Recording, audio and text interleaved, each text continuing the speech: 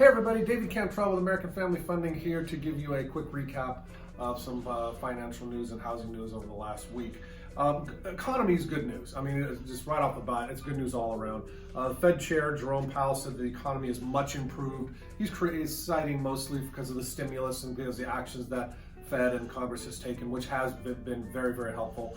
The fourth quarter GDP, which is gross domestic product, reading was revised up to 4.3, so again, good. Some economists are even thinking we might be able to see 7%, which is crazy with what we come out of.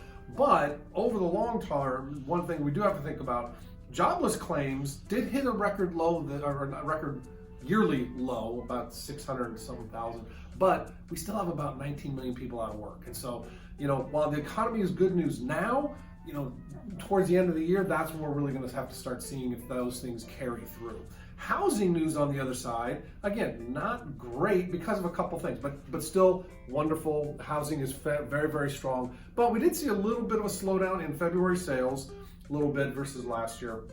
And new home sales also dropped. New home sales, probably a lot of it had to do with, the higher mortgage rates. That's definitely one thing, but also, it's hard to get materials, and materials are more expensive. Plus, we had those big freezing events in the middle of the country a couple weeks ago. That actually affected, being able to get the lumber and the concrete and all that stuff to build the houses, and so that's why there was a little bit of a slowdown.